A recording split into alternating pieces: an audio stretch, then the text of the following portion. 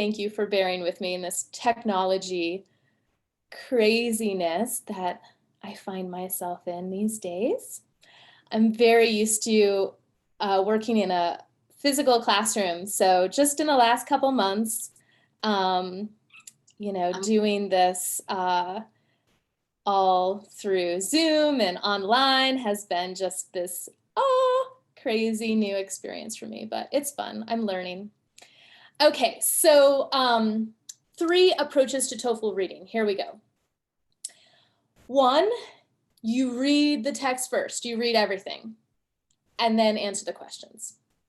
Number 2, you do a little skim, right? You're reading the first sentence of each paragraph, maybe the last sentence of each paragraph. I like to take notes if I do that so I can remember what I read, because in the TOEFL test, if I'm taking a test, I'm stressed out. And a lot of times I don't remember what I just read, even if it's in my own first language of English.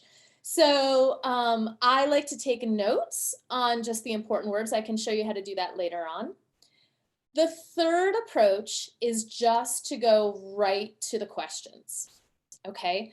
So I'm not here to tell you one approach is better or worse than another approach, okay? A lot of my colleagues that teach TOEFL, who I respect so much, they all have different opinions about this.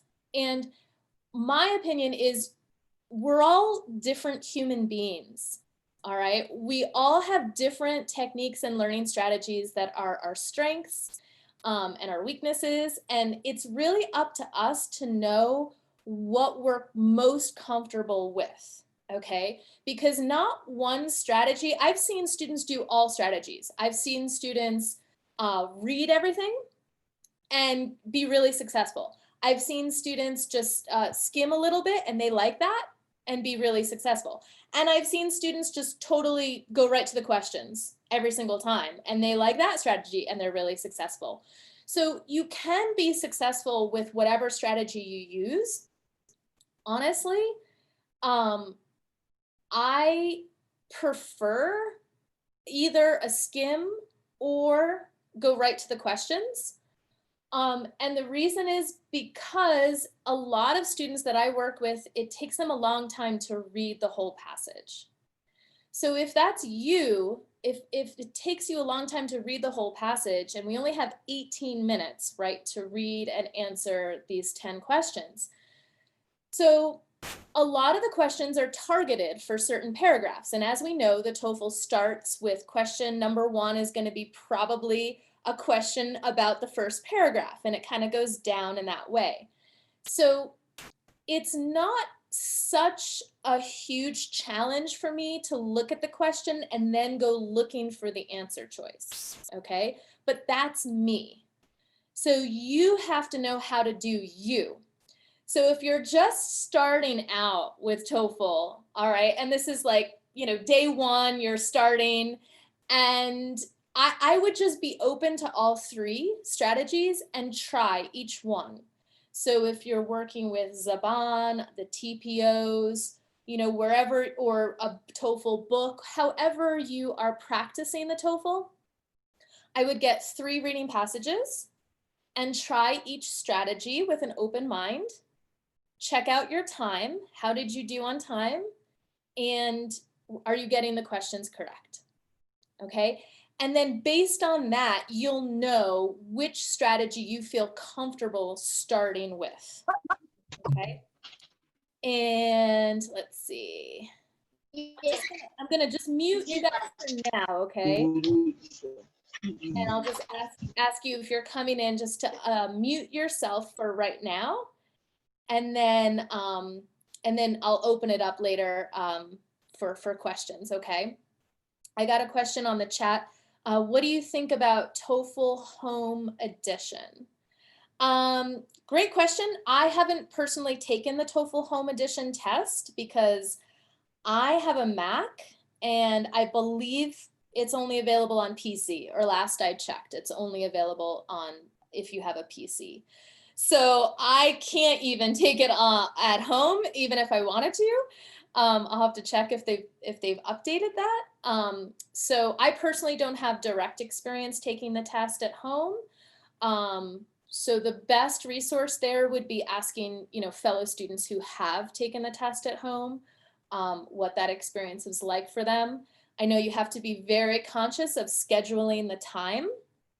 So, depending on your time zone and scheduling it, if you want to take the test at 8 p.m. and you're wide awake at 8 p.m., great. But just remember it's 4 hours. So it'll be midnight when you finish, right? So time is something you have to be conscious of.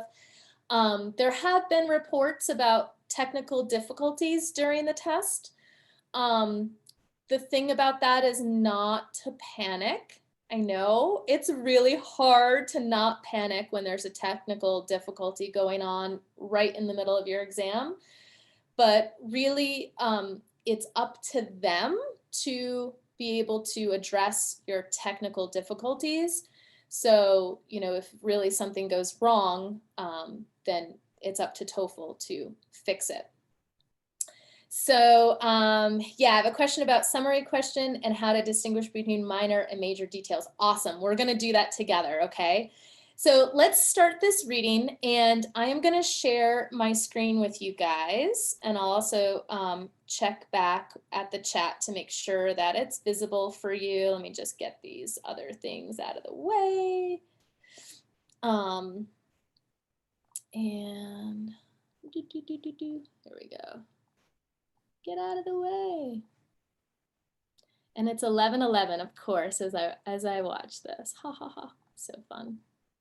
Okay, so I'm just going to close this out. And so for the purposes of this lesson, and I'm going to check the chat in a second. I know I got one more question in there. For the purposes of this lesson, I decided just to skip the reading.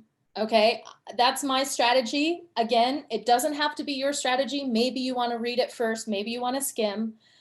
But for this particular lesson, I decided I'm just going to skip the reading and see what happens. Okay, and the first question we have here is a vocabulary question. And it asks about this word corollary. And the thing that I would ask you to do is just look at the question first. Don't look at A, B, C, or D, because they all sound really good if you look at them.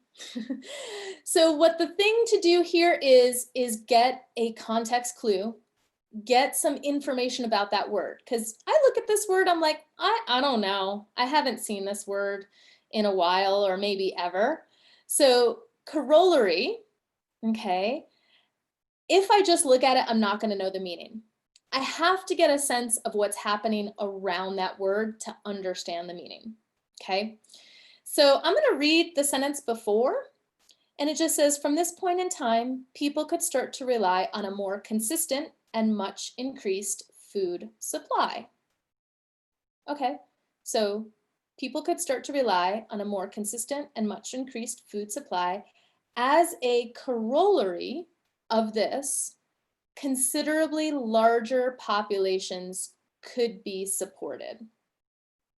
As a corollary of this increased food supply, so now more people can eat. That's what I'm getting.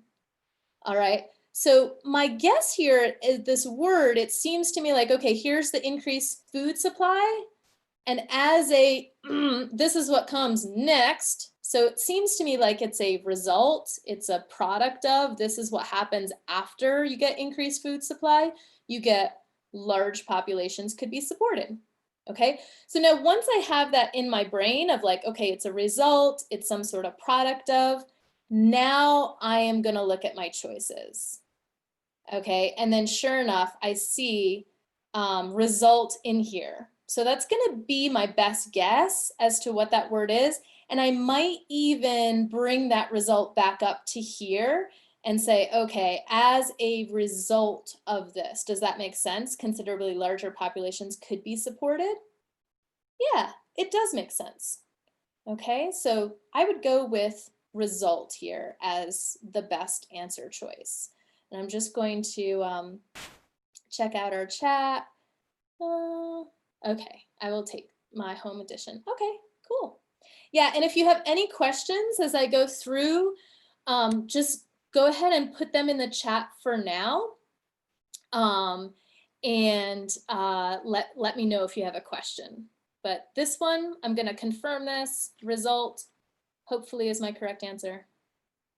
And ding, okay, we've got correct answer there as a result. Okay, I'm going to go on to the next question. And by the way, this whole passage, the topic was Neolithic agriculture development. I didn't read the whole thing. I just went right to the questions. Okay. And now I have my next question, which is a fact detail question. And it's asking just about paragraph 1. What condition allowed people to learn specialized skills? What condition allowed people to learn specialized skills? So again, I'm not going to look at my answer choices right away. I want to see if I can get the answer for myself first and then match my answer choice with that.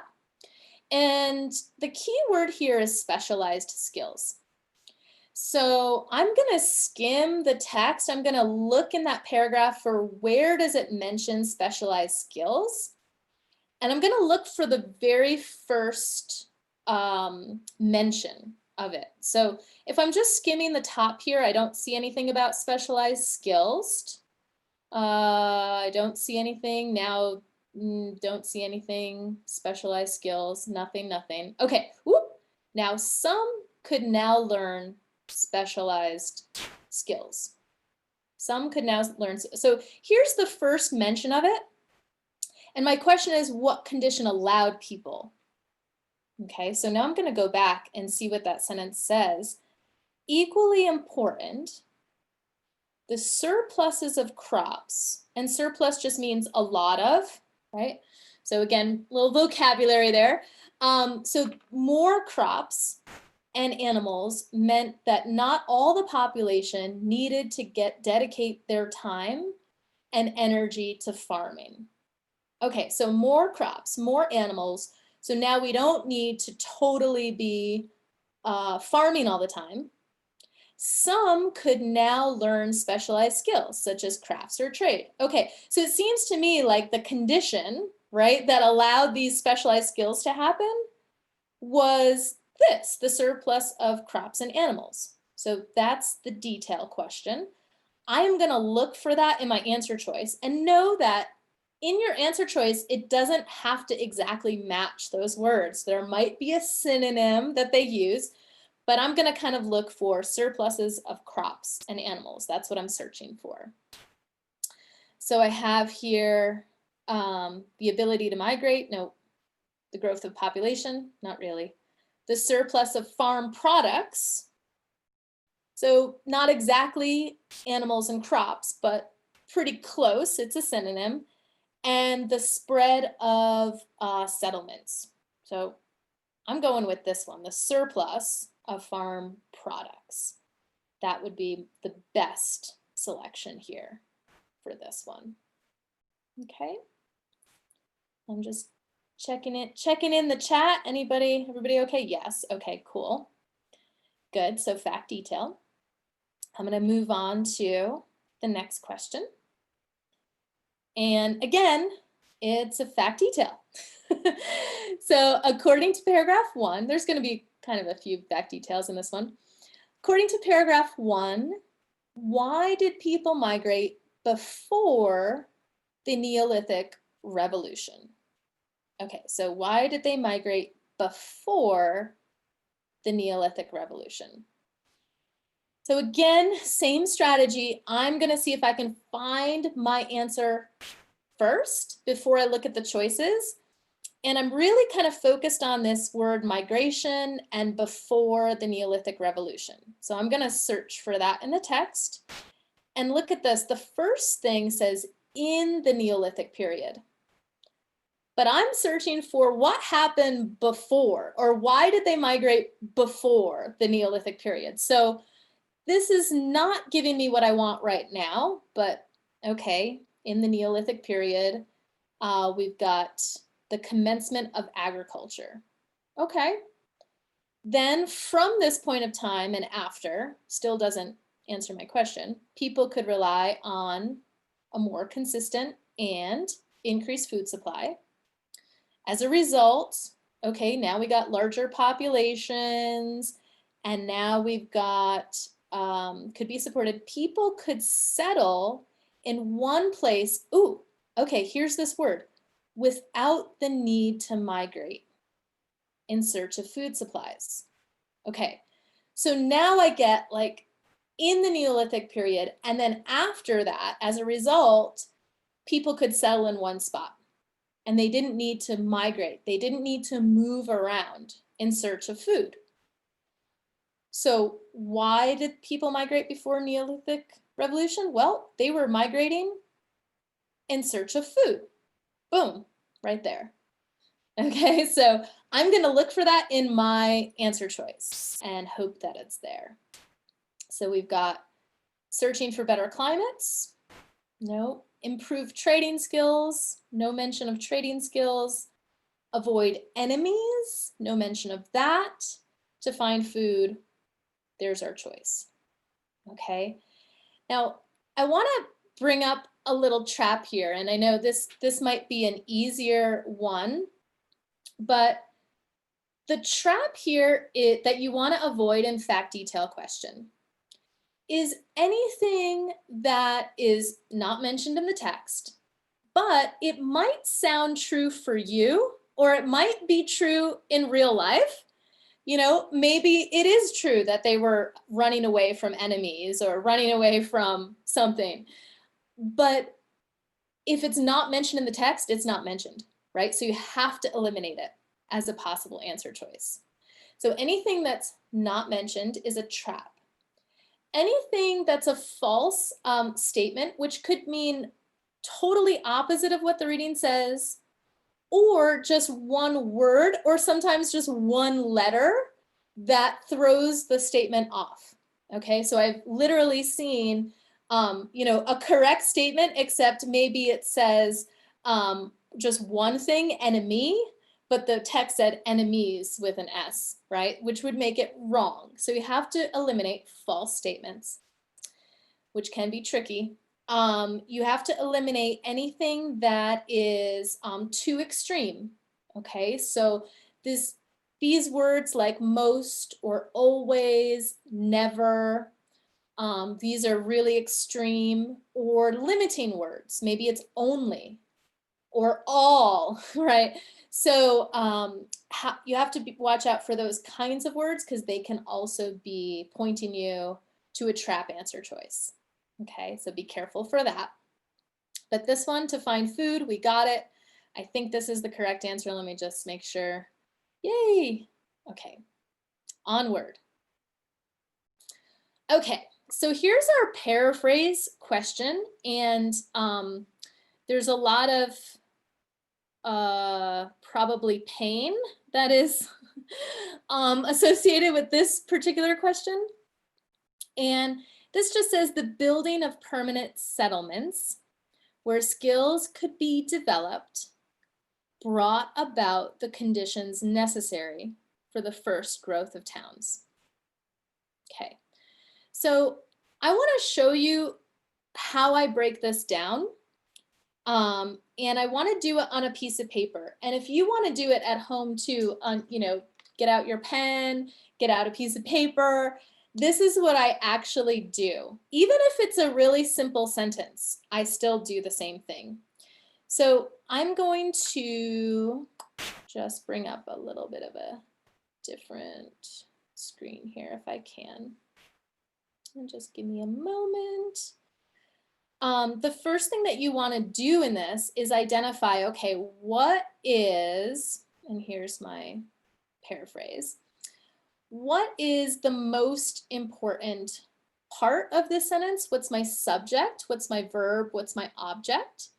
If those words don't resonate with you, don't worry. It's just thinking about what is the most important word or parts of the sentence. And I want to understand it for myself first. Notice I didn't look at A, B, C, D. because really if I look at them without understanding the sentence, they all look good. So now I'm going to, this is what I would do on a scrap piece of paper. I'm going to type it here so you can see. But I'm going to identify what's my subject. And I've got the building of permanent settlements. So I'm going to simplify that and just write down settlements. Okay, I don't know why that little squiggly line is there. So the settlements, okay, where skills could be developed. Okay, and I'm just going to put it like this. So skills developed in the settlements. Okay, now here's my verb, brought about the conditions necessary, which is just a fancy way of saying that settlements where the skills developed, right, resulted in, okay? And in just an easy way for me to say resulted in, I like to put the equal sign for that. So you can develop your own note-taking, your own symbols. I use a lot of pictures and things like that. It just helps me write down things faster. But that's what I use for resulted in, the little equal sign. So these settlements where skills develop resulted in towns. Okay, and I'm just going to put first towns. Let's say first towns. Okay, now, once I have that on my piece of paper, now I am ready. Okay, and you can do the whole thing in your head too, but again, it just depends on you. You might hold this in your mind, okay, settlements where skills developed resulted in the first towns. If I have it on my piece of paper, it just helps me a lot more. It's just better for me. So now I am ready to look at the choices and select the best sentence that would be a good paraphrase of this one. So I'm going to look at A. The conditions for the growth of the first towns were established in permanent settlements where skills developed. So they've shifted the order here, right? But if I just go back to my sentence, right? Permanent settlements where skills developed resulted in the conditions for the growth of first towns. So that is a match in meaning. It has the same meaning, just in a different order. So this sounds really good to me, but I want to just make sure, I want to go through all the choices first. The first towns and the skills that were developed were also found in the earliest permanent settlements. Okay, so notice the thing of also found actually is wrong here, right? Because it was the permanent settlements, skills developed, resulted in towns. So it wasn't that they were also found in the earliest settlements. That changes the meaning of our original sentence. Okay, I'm going to go on to the next one. Skills were developed and early permanent settlements were established. So skills were developed and early permanent settlements were established before towns could be built. Okay, so this one also slightly changes the meaning.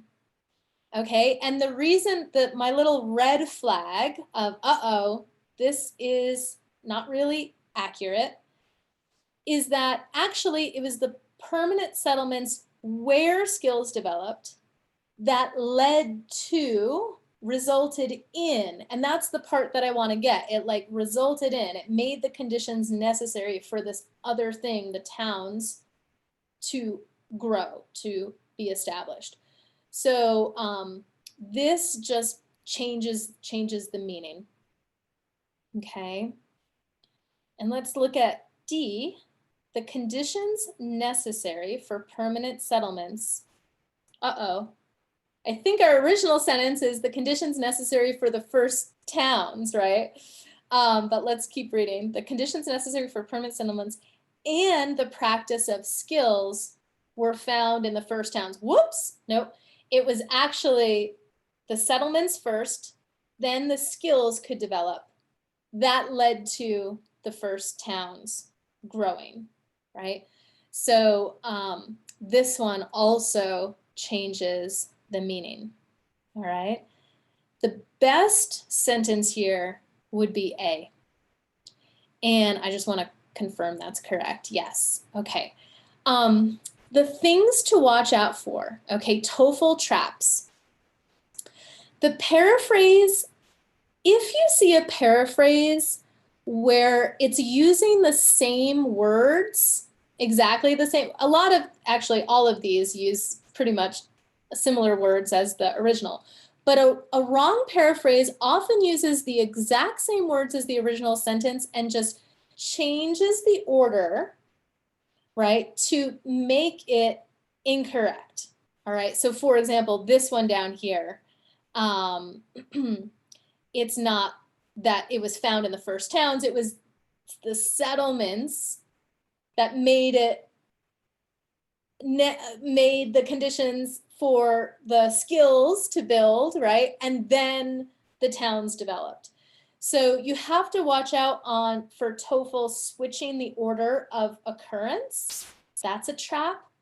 Again, your extreme answer choices, we didn't really see any extreme answer choices here, so that's good. Also, a comparison between two things is also a common trap on this one.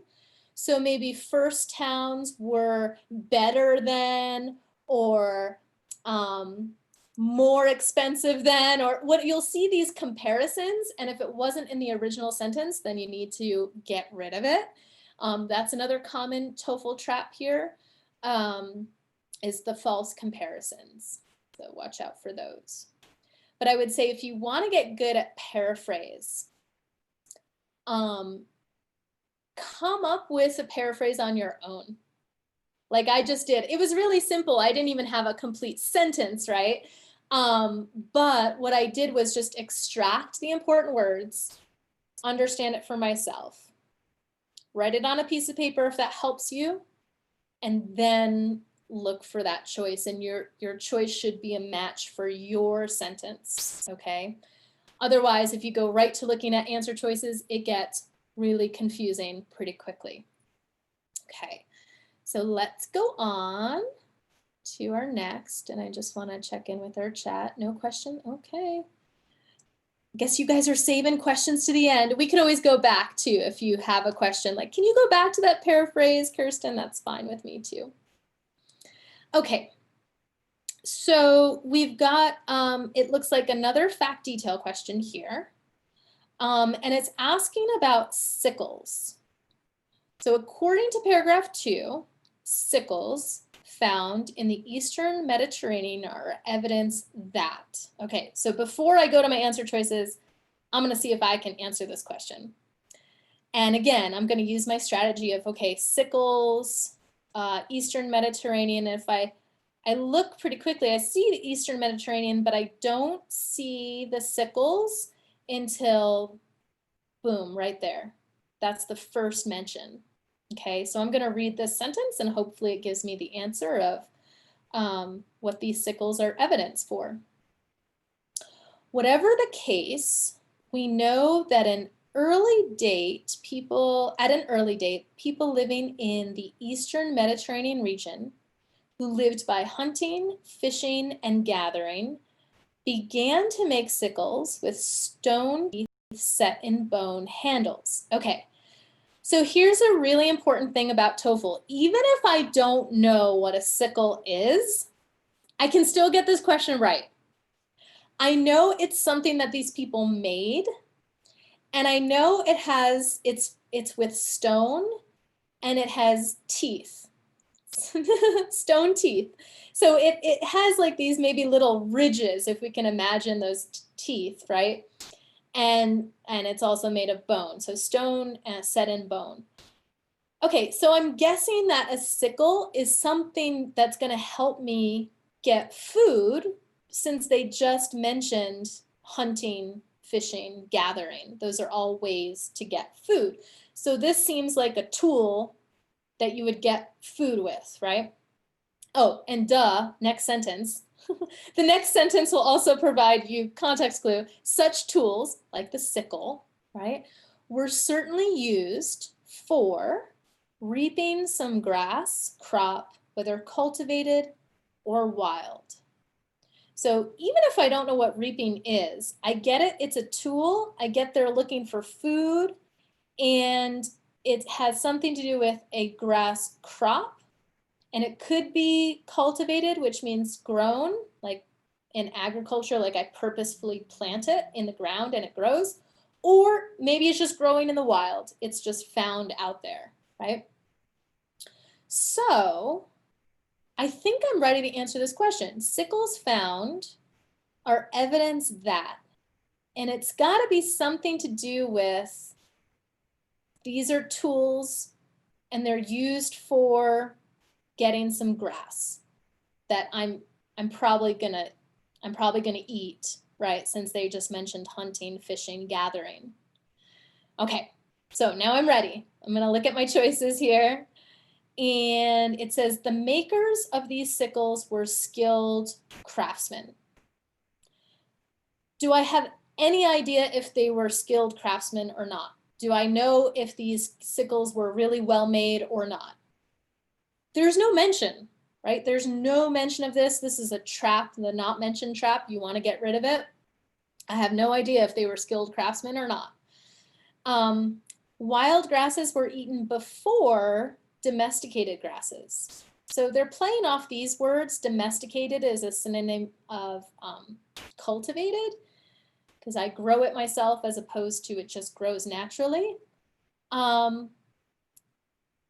Again, I have no idea if they ate wild grasses before or after. Like, according to this, it just doesn't say. Now, in your common sense, outside knowledge, you might say, well, yeah, of course, they eat the wild grass first before they learn how to grow the grass. That makes sense. But actually, we have to stick to what the TOEFL text is saying, all right? You don't want to use any outside information or outside. In a fact detail question, it's either there or it's not there. And we just don't know. And it also doesn't really fit with, okay, well, what are the sickles evidence of? You know, we can't determine this, okay? So we're gonna move on. The sickles were useful for fishing and hunting. Ugh!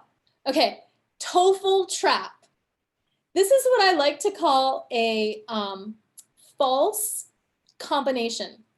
So it takes some words from the previous sentence. Oh, hunting, fishing. Maybe these tools were used for hunting and fishing because you've already seen that and read that, right?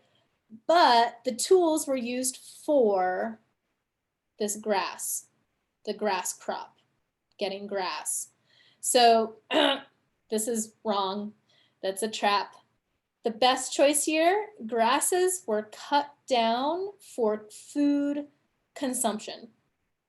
And these tools, like sickle, such tools, were used for some grass crop. And the crop means of, you know, food. Right? You can have wheat or oats or corn. Corn is a crop, right? They're just foods. So food consumption. So yeah, they use this sickle to get the grass so they could eat it. And that's the choice we want to go with there. So we're going to confirm that's right. Yay. Okay, moving on. Oh my gosh, another fact detail question. Okay, I hope you guys need practice with fact detail because this one is loaded with fact detail today. Okay, according to paragraph number 4, why did early Neolithic people build irrigation ditches? My same strategy. I'm going to look for those irrigation ditches. I'm going to look for the first mention in the paragraph and see if I can answer the question myself. So I'm looking, I don't see anything about irrigation ditches right away. Hopefully you find it faster than me. Okay, here it is, irrigation. canals, and ditches. So there's my first mention of it. It doesn't mention anything about ditches, irrigation ditches before this. So why did early Neolithic people build these things? Well, the area available for cultivation was expanded when they learned to draw off the river into man-made irrigation canals and ditches. And these ditches, notice this little comma here. Punctuation helps you a lot. And this question is a little tricky. And this little punctuation, that the comma here says, okay, well, what do these ditches do? They're watering and fertilizing larger and larger areas of land. Okay, but let me go back. The area available for cultivation, which just means the area available that I can grow food, right? Where I can grow food, expanded when these irrigation canals and ditches were built. So why did they build these ditches? Well, to expand their area that they got to grow food on, right? To expand this area of land for growing. That's really key. I'm going to go down to A, to increase the growing areas. That sounds pretty good. Okay, I'm going to select this for now, but I also want to look at my other choices. Okay, notice B, to enlarge the fertilized areas. Woo! Now this is very tricky. It's a TOEFL trap. Okay, and I just want to look at my other ones. To produce crop surpluses. We didn't really get anything about crop surpluses here in this area, right? It's not mentioned. So I'm going to eliminate this trap. To water the early canals. Again, no mention of early canals. So you probably on this one eliminate C and D right away. And then you might be thinking, uh-oh, well, what about B?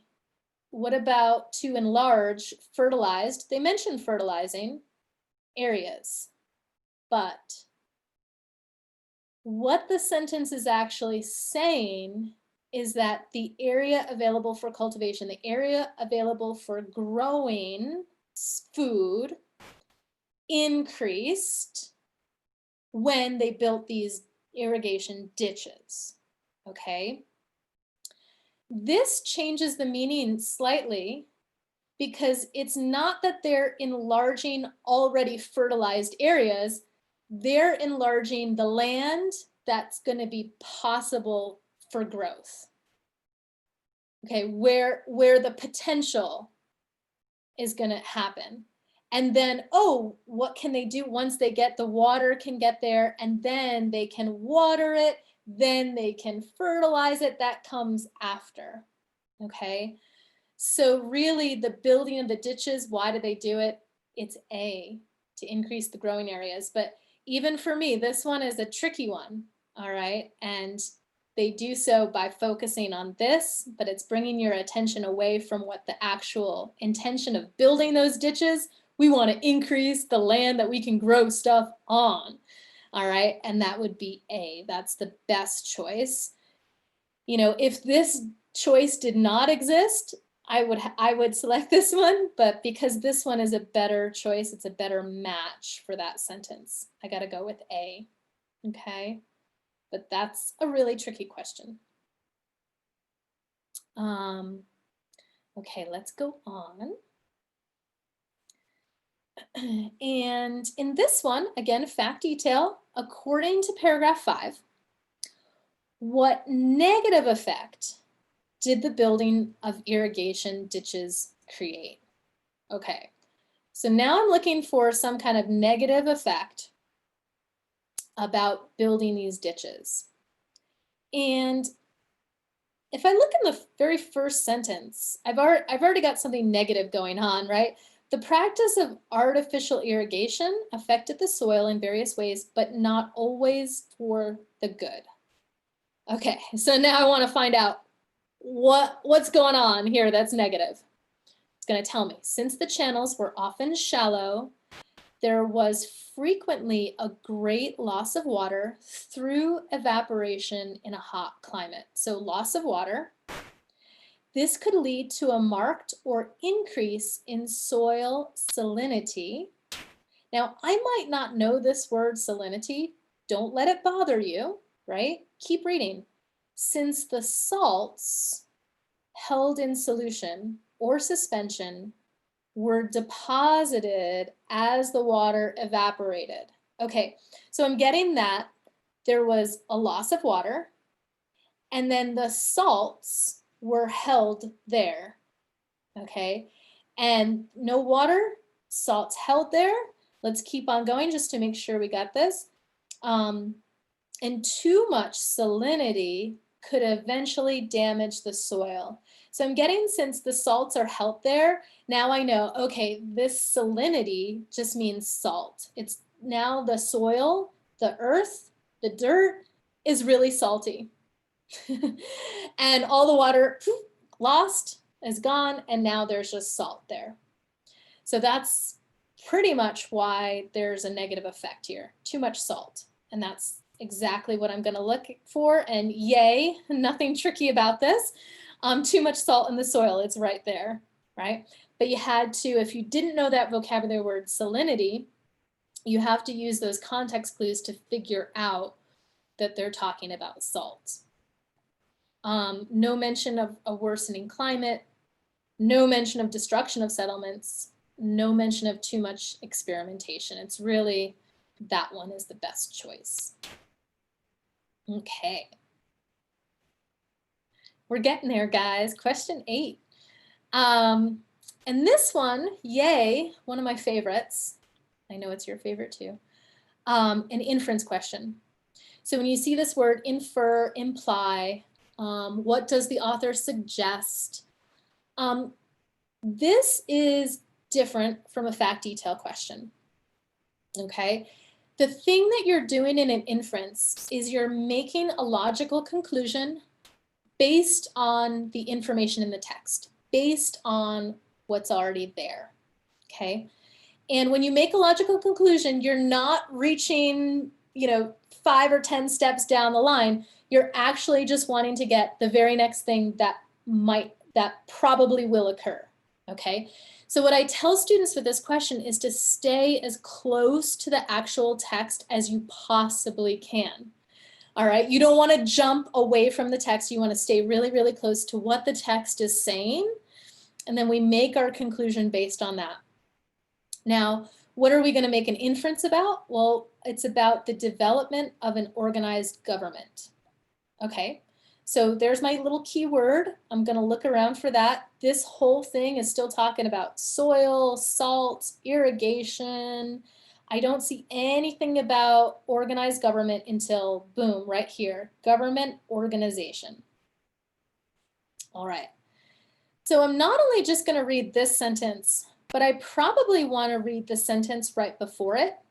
For an inference question, you want to gather clues. And I had a student who was really focused on, like, where do I get this information? Do I read the sentence before? And it's always going to be in the sentence before.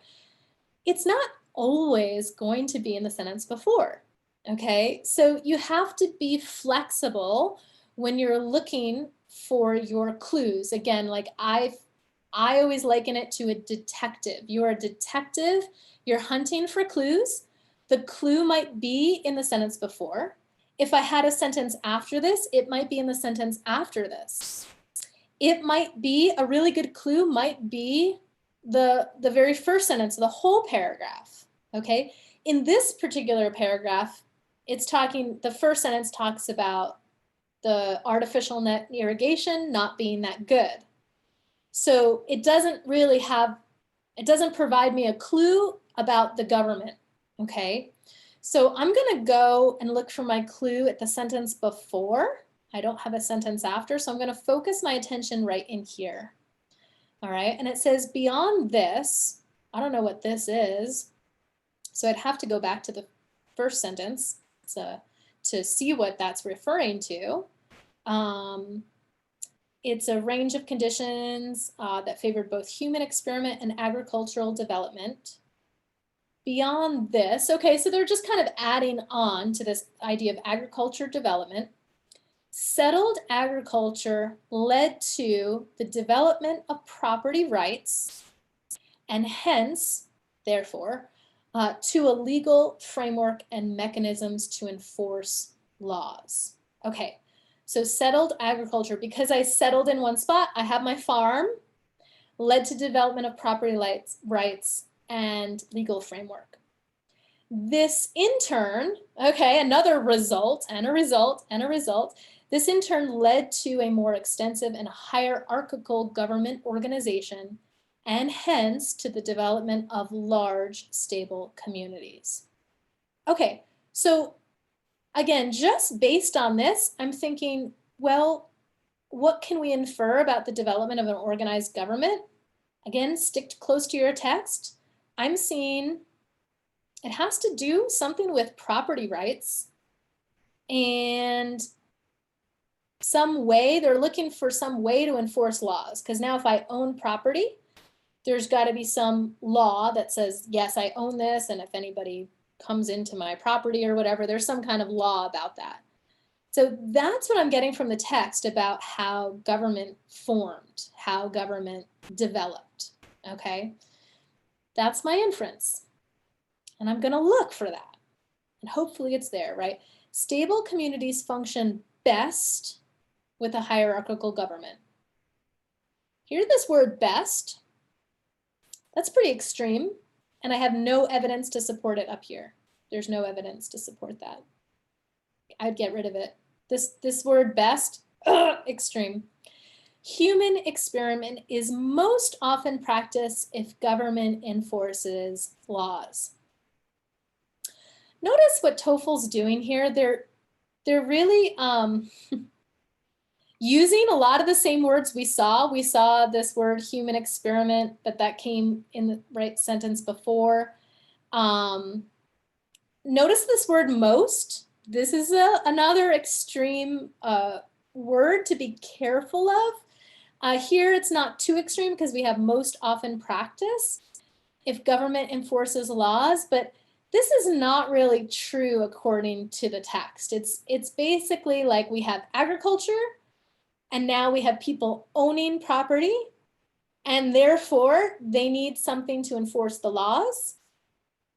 And then therefore this government, an organized government develops, right? So this word human experiment is most often practiced is not a good inference here. It's kind of off, right? It's off this question, off this topic. An organized government is necessary to extend artificial irrigation. Well, that's not what they're talking about here. I mean, they did talk about that in the first part of the paragraph. They talked about artificial irrigation. But as far as the government goes, we're just talking about the government enforcing laws, right? It's not really anything about the irrigation right here. So government is necessary to extend artificial irrigation. There's no evidence here in the text that says that. But look at D. The need to enforce property laws required government organization. The need to enforce these property rights, enforce laws, resulted in, boom, next step, government organization. So this is our best inference. And again, the way you go about this inference question, first, you want to look for as many clues as you can, right? That has to do with the question, stay close to the text.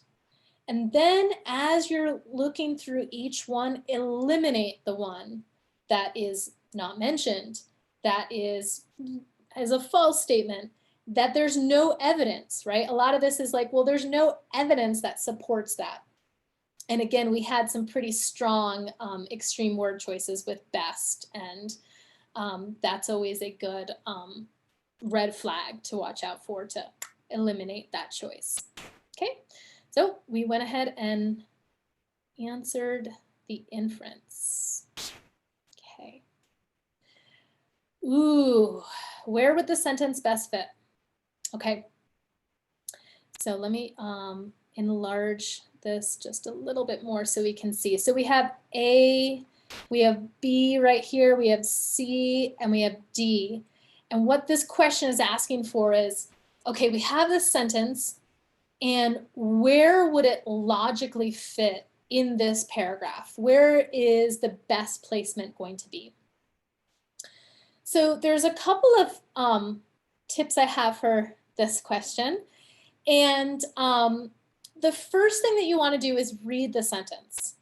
Okay, so we're going to get some clues as to where the sentence goes just by reading it. In much of the Middle East region, the earth was mainly watered not by rain, but by natural irrigation.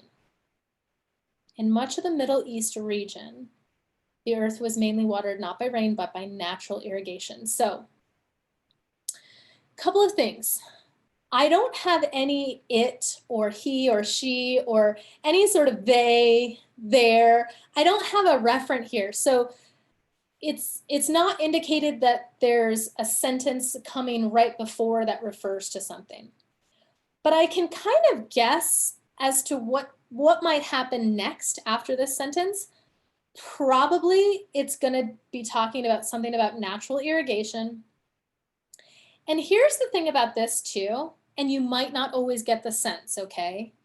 But you can kind of see if the sentence sounds a little more general and bigger picture, or if it sounds really, really specific.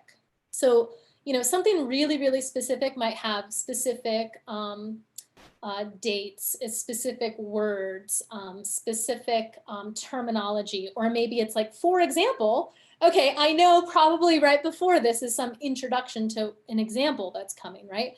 But here I don't really get anything super, super specific. In fact, the Middle East region is pretty big, right? So it seems pretty big, and therefore I'll kind of put it in the general category for now.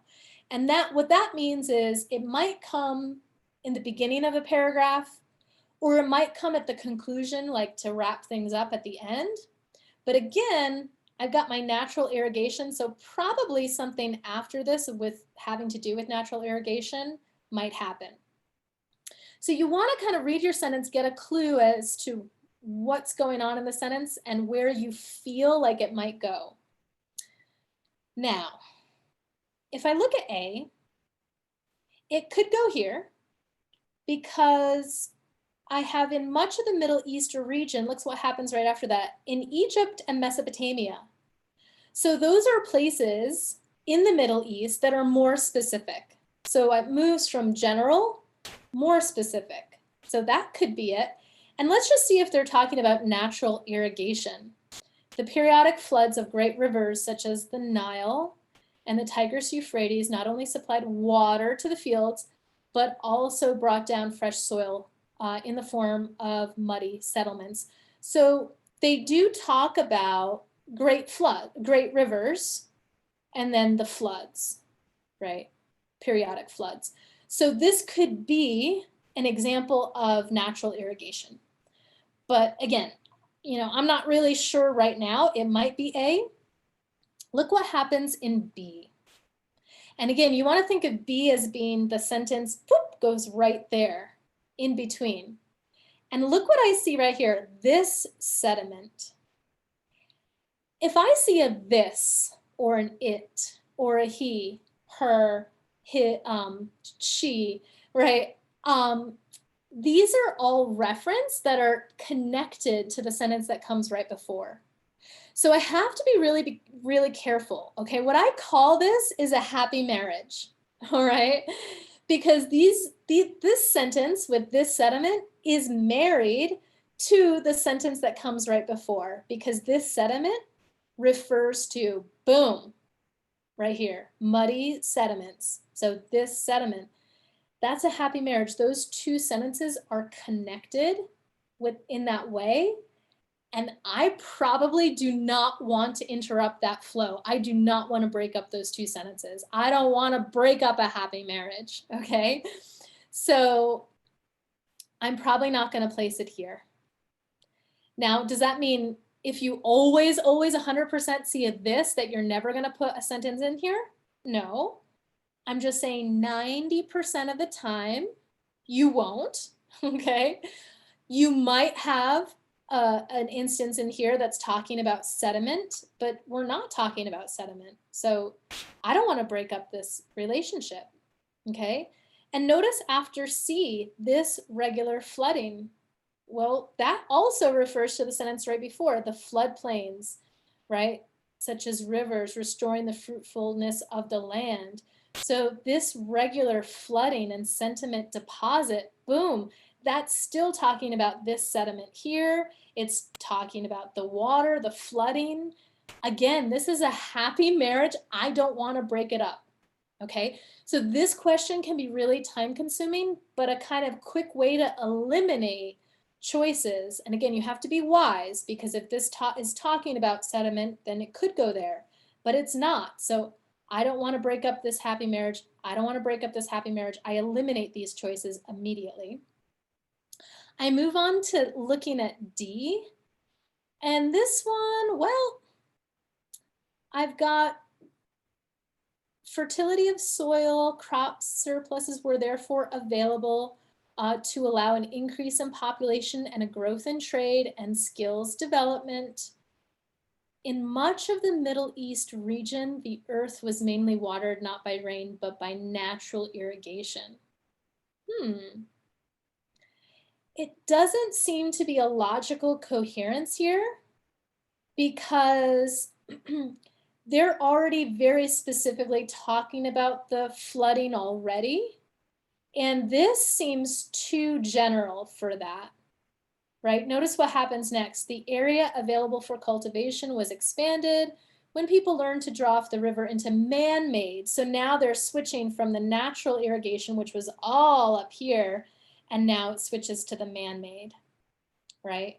So probably I don't want to place this really general sentence about natural irrigation after they already talked about all the examples of natural irrigation, right?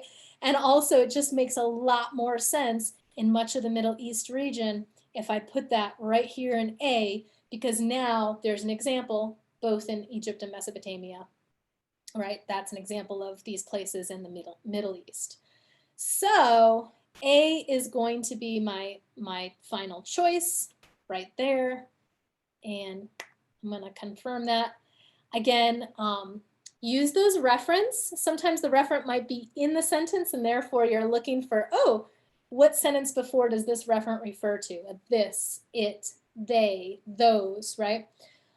In here, we didn't have that, but we used our reference in another way. We used it to eliminate those trap answer choices, because we know those are happy marriages. Those sentences are connected. Okay. Now, you guys asked me about this one at the beginning. So here's our main idea question. And I want to just focus on this sentence first. So this is typically your last question of a list of TOEFL reading questions, the main idea. And in this question, if you're not familiar with it, we want to choose 3 main ideas from the text. Now, I am in a little bit of trouble here because I did not skim and I did not read my whole text, right? And we have so far been all about the facts and details. So I know some details about this text. I know it has something to do with agriculture. I remember flooding. I remember grasses, right? They were using the sickles to eat their grass. So I remember some details, but I don't really know a big overall main idea. So here's what you do. There are two things you can do. I'll do the one thing which hopefully you'll have time for, okay? And when I say time for, you probably want to have about 4 to 5 minutes, but when you get to main idea question. All right, now that's not typical for a lot of you. A lot of you get to the main idea question and you're like, I don't have time. So I'm gonna go through these 2 scenarios. I'm gonna do it if we have time, what that would look like, what I would do. And if I don't have time to answer this question, totally what I would do. So let's say at first we have enough time, and the first thing I want to do is I want to get a sense of what TOEFL thinks the main idea is. Okay, this is a really important sentence to read because it's like a guiding light. It will guide us to the choice. Okay, that's correct. Choice is. So during the Neolithic period, people started to domesticate animals, grow crops, and build permanent settlements, leading eventually to the beginnings of civilization. Okay, Neolithic period, people grew crops, built settlements, and civilization began. If I have time, what I want to do, and again, you can do this at home with your pen, with your paper, do it with me. I'm going to look back at the whole text and do a quick skim. Okay, so this is what I would do. This is what this looks like. And this is my paraphrase. Let me get to my full length reading. Just give me a moment with all my crazy. There we go. Here's my full text. So I'm going to take a look in some certain key places to skim. And if you've never ever done this before, there's a little learning curve that happens. It might be time consuming when you first do it, and you're going to be like, oh, Kirsten, this takes too long. I don't have time to do a skim. Give yourself time to learn how to effectively do a skim and take notes quickly. It will help you, especially for main idea question. It will also help you, let's say, if you get what's the overall organization of the whole passage. That's a kind of function question, rhetorical function question, or author's purpose question. Sometimes they want to know about the overall organization. Does it compare, contrast? Does it do something in chronological order? Is it a general definition and offering examples, right? So you can get a sense of how it's organized by doing a skim. So there are a couple of questions where the skim is really useful. So I would practice this, okay? So are you ready to practice with me? Get your pen out. I am going to just focus my attention right here, first sentence, first paragraph. And I'm going to write down a couple of keywords. I am going to write down Neolithic period, and maybe I just put the letter N, right? N period. I get it. I don't have to write the whole thing. I want to save time. Okay, and then there's economic revolution in human history occurred. Notice this dash, and okay, this is not the most important part of the sentence. I'm not going to pay attention. How do I know that? There's a comma and there's a dash. After this dash, I'm going to pay attention to it, right? The commencement, the beginning of agriculture and domestication of animals for human consumption. Notice how that sounds really familiar to our main idea sentence that TOEFL gave us, right?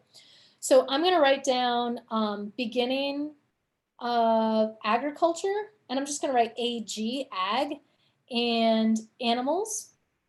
That's all I'm going to write. So I have Neolithic period, beginning, agriculture, animals. Okay. Now I'm going to check out the last sentence of my first paragraph. But several thousand years elapsed between the beginnings of agriculture and the rise of what we call civilization about 6,000 years ago.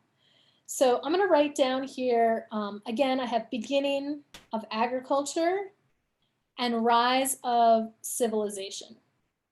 Okay, so now this gives me a main idea of what the text is doing. The text is really starting from how agriculture started and how that led to civilization. Okay, now I'm going to look at, and here's my second paragraph, and I'm going to just, again, focus my attention on the very first sentence, okay? Recent evidence seems to indicate, okay, evidence indicates, not so important to write down. I want to know what that evidence is. I'm looking for content.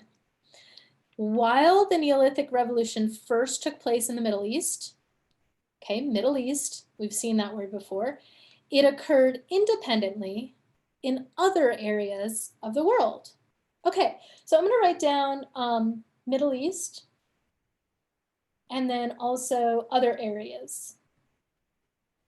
Okay.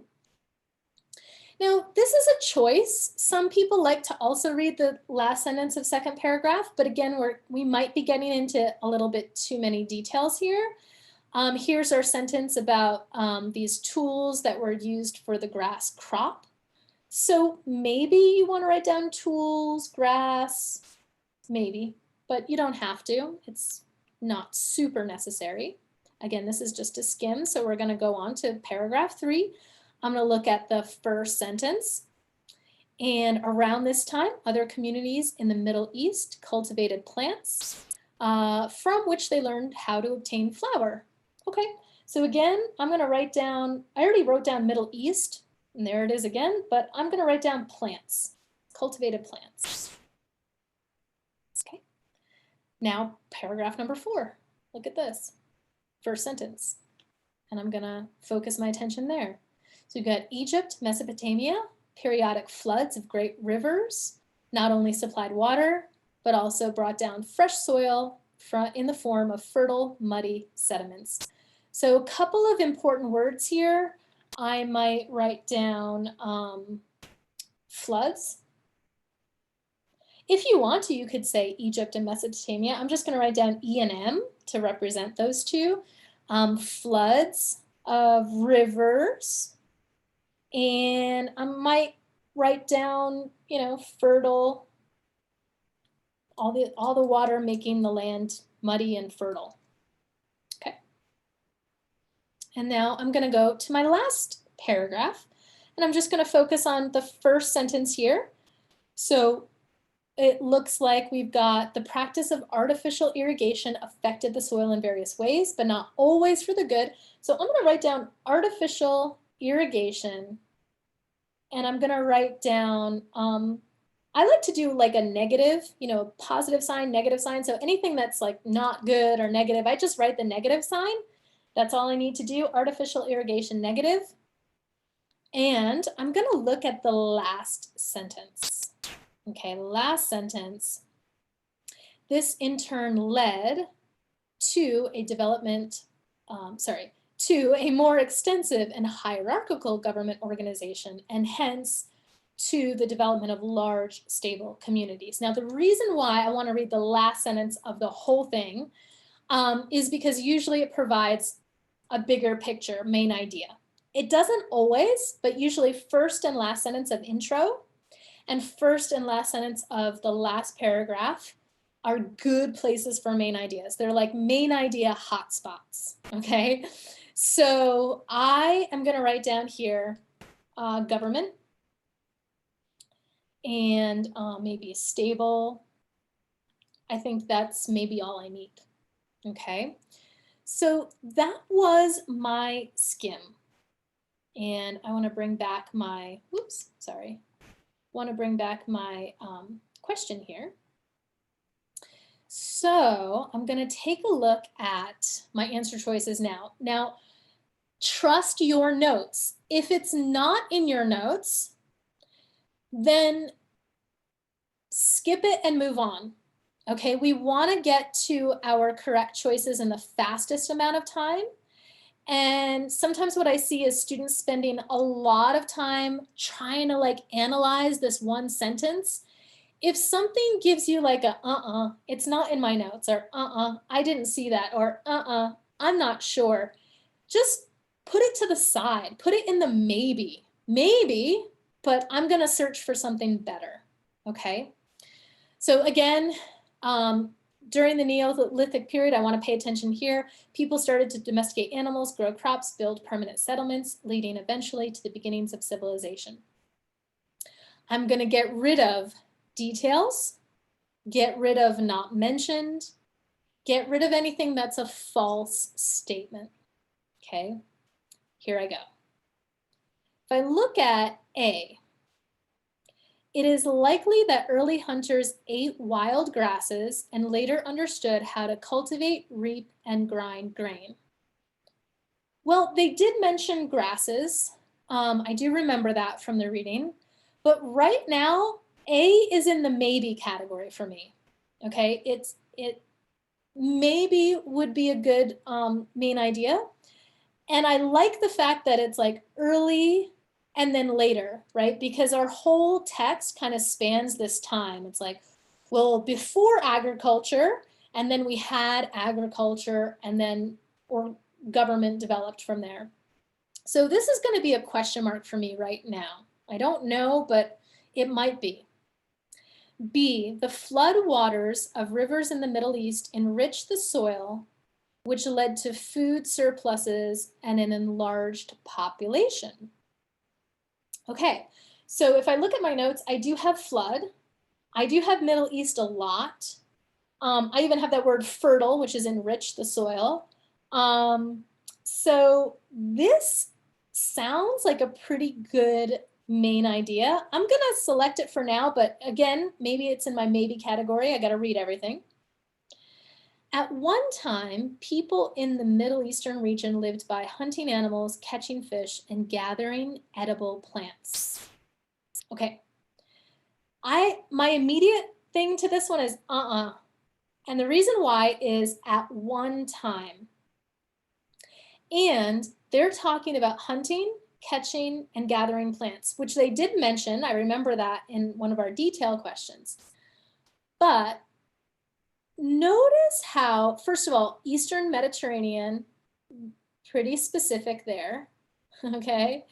So I'm not sure about that. And at one time, and look at our thing, we're actually looking for a bigger idea here. It's like, okay, they once were hunting, but then agriculture, there's a lot of emphasis on agriculture and irrigation and getting the food to grow agriculturally first and then leading to government.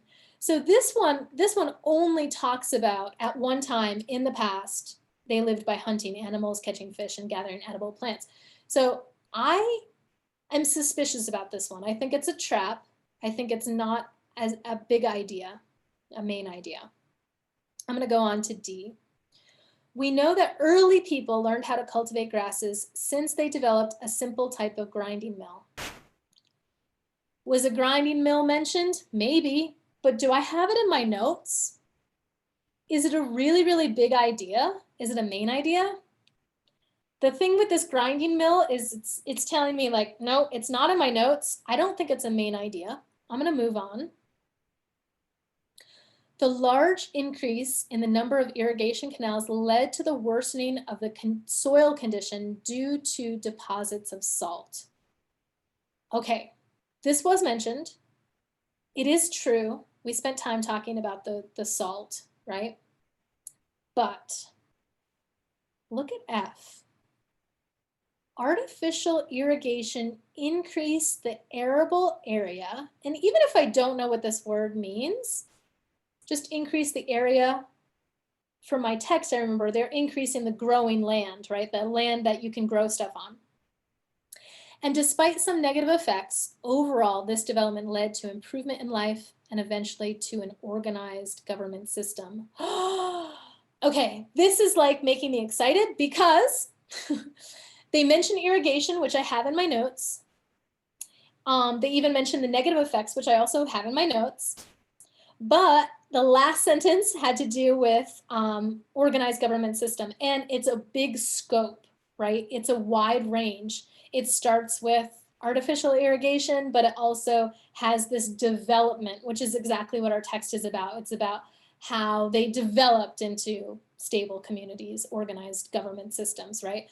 So this one is really great. And the reason why I'm selecting it right away is because in that last paragraph, those two ideas are mentioned. They're in my notes. I love it.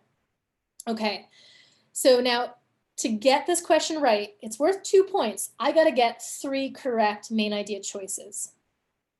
And if I go back, this one was a maybe for us, right? And a nice strategy to play with here is notice how, and we actually did it right here. Notice how this statement is a wider scope or range or a bigger idea, bigger picture than this one. Because this one just talks about, oh, this irrigation worsened the soil condition. So This one is a lot broader scope. Eventually led to organized government system, right? It takes in more of the text. That's exactly what I'm searching for. So this detail, this main idea, okay? Now notice this. These two statements, A and C, are both talking about what people are eating. It is likely that early hunters ate wild grasses and later understood how to cultivate, reap, and grind grain. Notice this. At one time, people in the Eastern Mediterranean region, more specific, lived by hunting animals, catching fish, and gathering edible plants. Notice how that doesn't mention the later on, they cultivated, they grinded grain, they developed this agriculture, right? And we're actually looking for like, ooh, development of something. So this one stays in the past, really specific, whereas this one takes in, ooh, they ate this early on, wild grass, and then they cultivated it, right? So that's a better choice. And we also eliminated this one, right? Because the grinding mill is getting really specific. And early people actually ate wild grass, right? This could be a false statement. Early people ate wild grasses, hunted, all that stuff. And later on, they probably developed more technology around this, right? So A, B, and F are the correct choices. And a little tip here, when you see two statements and they're both true according to the text, eliminate the one that is more of a detail, the one that is limited in scope. Whereas here, we're looking for those choices that are like, oh, well, early they did this, then later on they developed agriculture. Those are more broad, those are more expansive. Those are your main idea choices to select, okay? So I did promise you a round with, okay, what happens if I don't have time? Oh, Kirsten, I don't have time to skim. If you practice your skimming, you will have time, I promise. I have done TOEFL test with, you know, not reading the passage, just going to the questions, and then when I come to the main idea, going back and quickly skimming. So it is possible you do have time.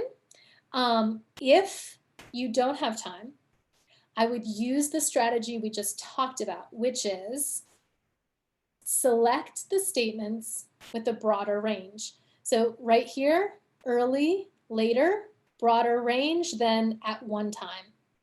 Ooh, this mentions a specific region. This doesn't.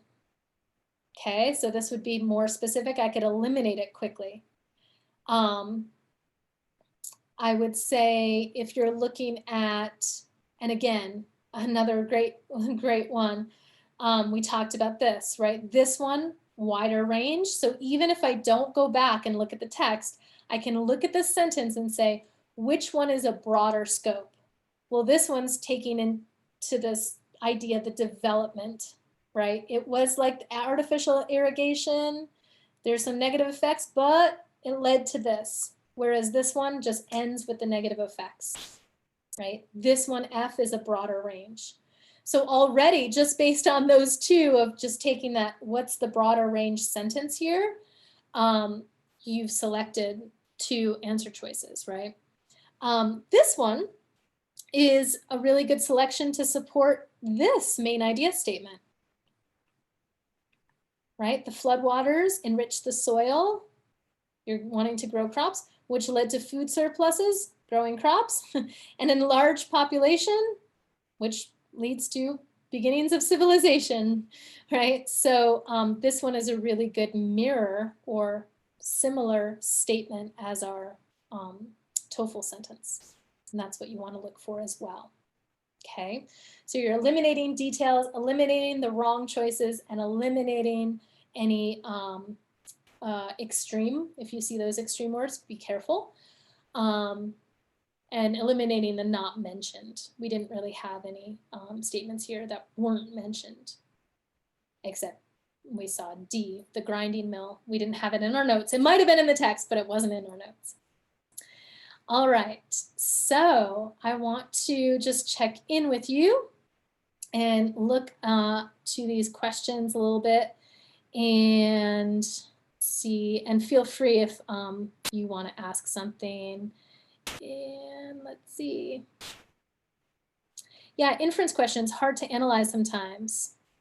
So yeah, the inference question, again, stick close to the text. So what I see students doing is selecting a choice that might be possible, but it's not probable, okay? So you wanna stick really close to the text. It's 99.9% probably true. You don't have to do that much thinking. You just have to make the next most logical conclusion, but don't think too hard because that's where you can go into a dangerous place and select a trap answer choice, okay? This reading passage is from the Cambridge preparation book. It's an orange and blue cover. So it just says Cambridge preparation for the TOEFL IBT. It's also, if you Google it, it's also out there available. All these things are kind of circulating nowadays.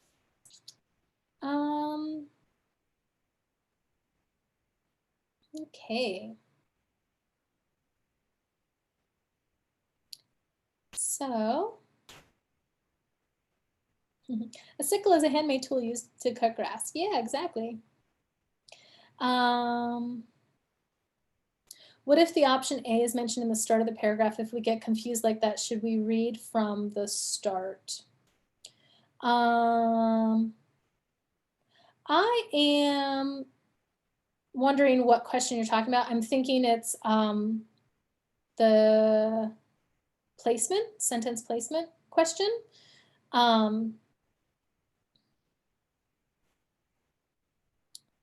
But if it isn't, just let me know and you can re-ask that question. How can we apply these strategies in a limited exam time? Each question should take a maximum 1 minute and 30 seconds. You are absolutely correct. So it took me a long time because I'm explaining exactly what to look out for, taking a moment to pause and reflect.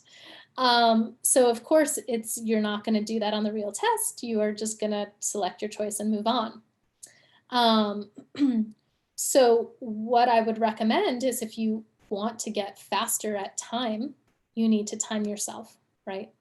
And you need to, first of all, be aware of what the question's asking, and you need to be aware of traps. So I have a reading class coming up this Monday, and we're going to focus a lot on the traps. Once you know all the TOEFL traps, your ability to see them and eliminate them gets fast, really fast, because they use the same traps over and over again for almost every question type.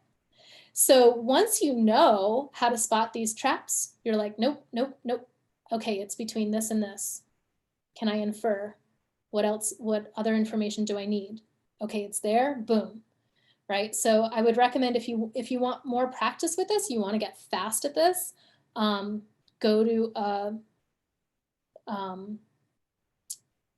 to a source where you can really get good at eliminating the wrong choices, okay? And like I said, you could check into my class that starts on Monday. How can we apply these strategies? Okay, I already answered that. What is this app that you are using? Oh, that's part of my course, actually. That's what my course looks like inside. Yeah. Yay, you guys are all guessing on your answers. Fantastic. Okay, you're so welcome. Please do more Zoom classes. Thanks for helping.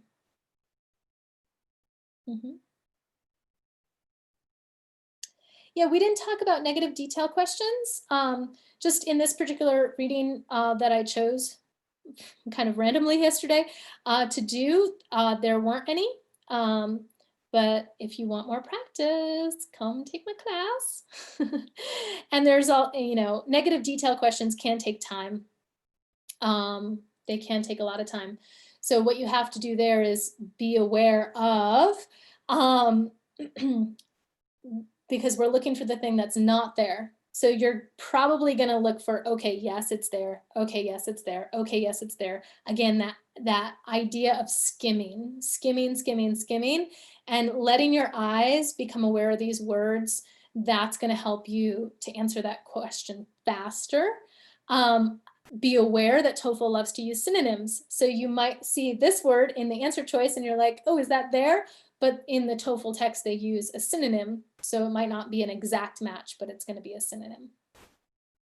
The reading course that starts on Monday, what will it focus on? So it's going to focus on taking each question type, vocabulary, paraphrase, every single question type. There are 10 of them. And we go through each one, strategy. We learn how to answer it in a quicker amount of time. And we're going to learn the traps. Okay, so this course really focuses on like how to identify the wrong answer choice to eliminate it fast and zone in, hone in on the correct choice.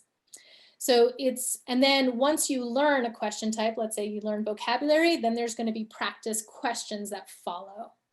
And the videos are really already there. I'm going to be there too, live with you every single week. And there's a schedule every single week. So by the time you complete this course, you'll have all the reading questions, all the strategies, all the tips, all the practice. And it's designed to be completed in 4 weeks. Okay, so you'll have all that information, and the videos are available for you forever. So you can always go back and refresh. And the lives that I do each week, you'll be able to attend those also. Okay.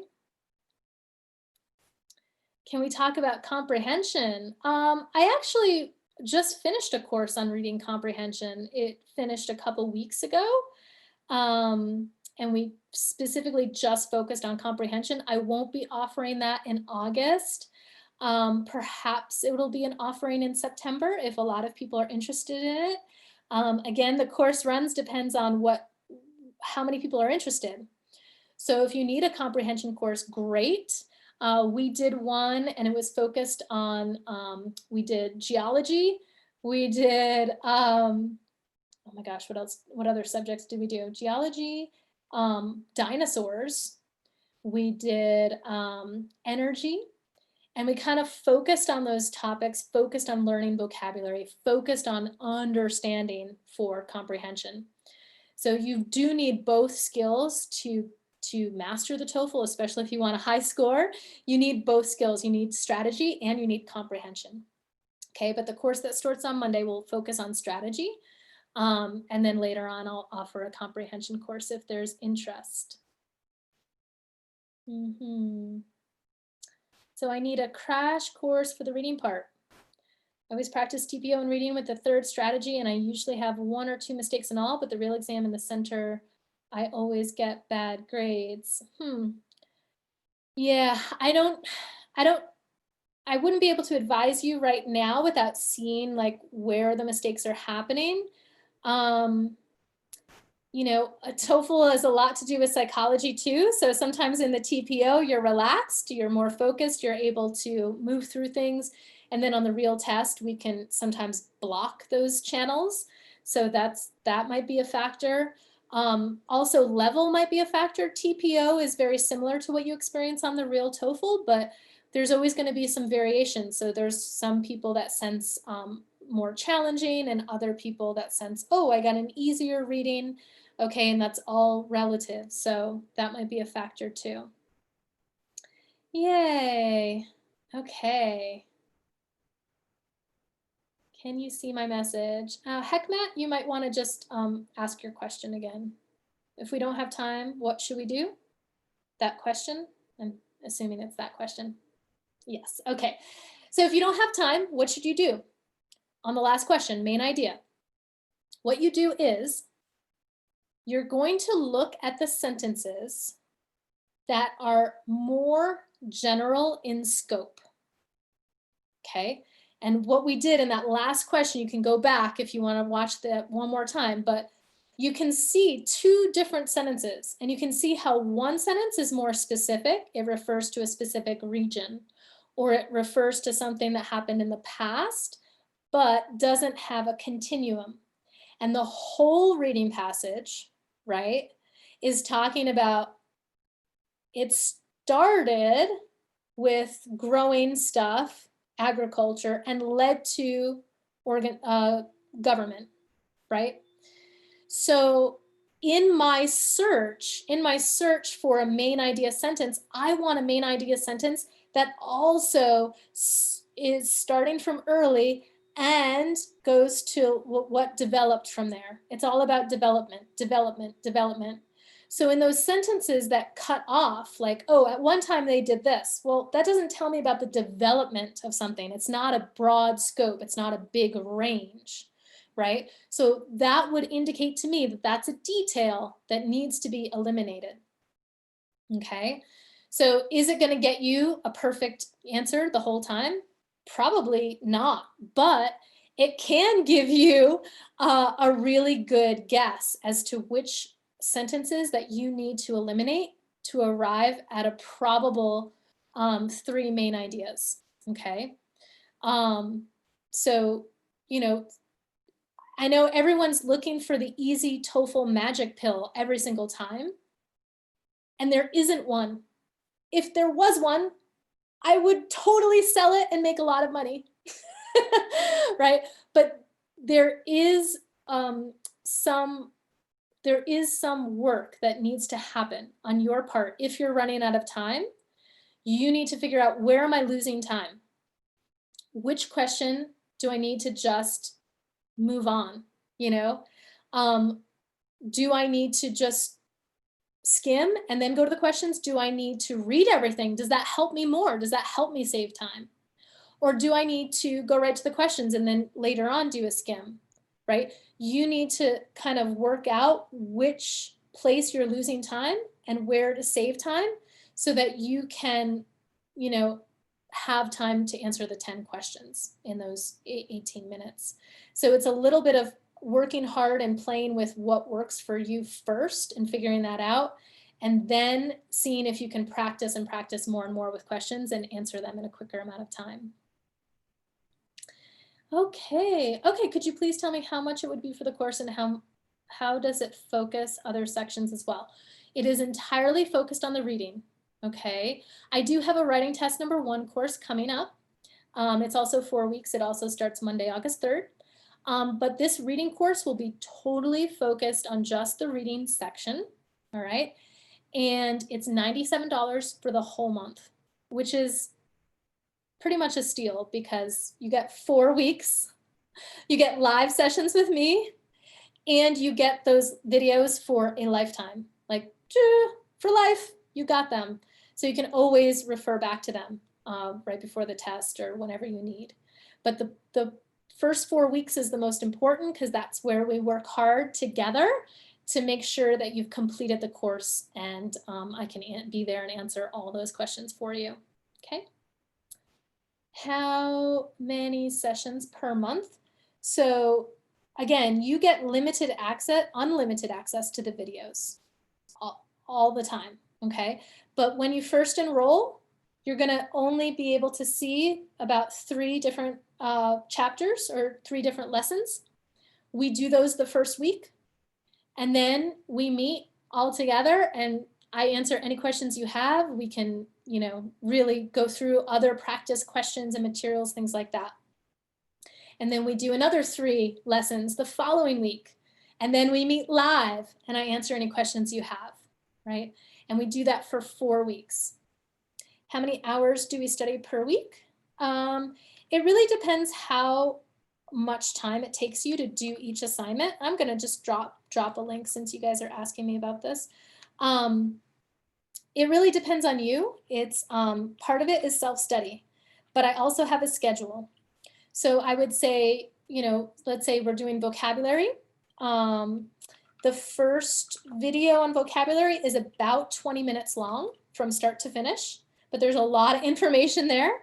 Okay, and then after the video, you're gonna get practice questions. So you will have, you know, let's say we're doing TOEFL time, you want to spend about 10 minutes. So about 30 minutes total for that first lesson. So you'd want to give yourself about at least 4 hours a week for study time.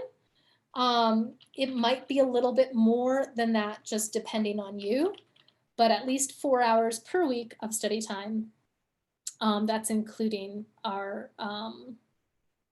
awesome little sessions that we get together and we discuss, right?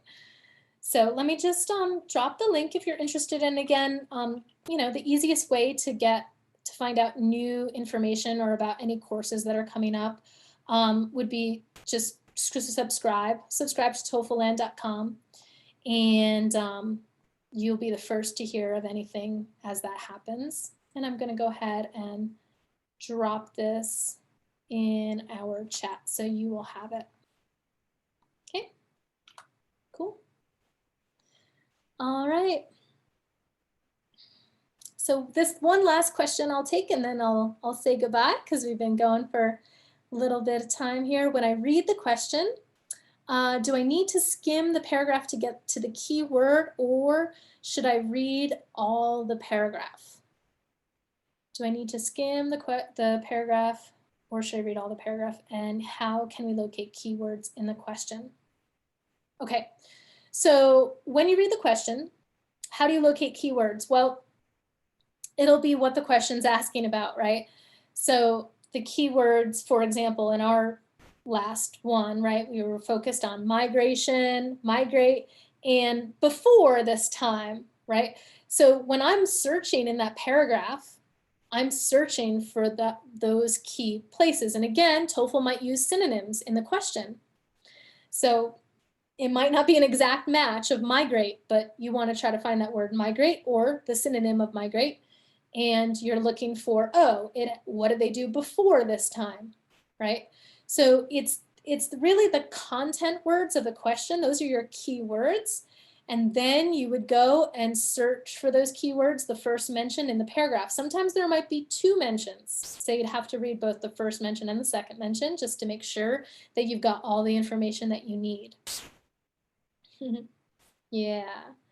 So you are welcome. Thank you so much for being here. I really appreciate you guys. And like I said, the link for the reading course is right in the chat. So feel free to copy paste that if you're interested in joining me on Monday. I probably won't be offering it again at this price. I'm offering it at a really low price right now because it's the very first launch. So it's the very first launch. So I'm really looking for students to provide feedback and to have it be very, very interactive so I can know how to make it even better and better and better. And so you guys have been awesome. And like I said, Monday it starts, $97 is like a steal. So I will do more lives like this if you are interested, and I'll be streaming it on my YouTube channel as well. Okay, I will say goodbye to all of you. Thank you so much for being here. Have a wonderful, wonderful rest of your day. Many, many blessings.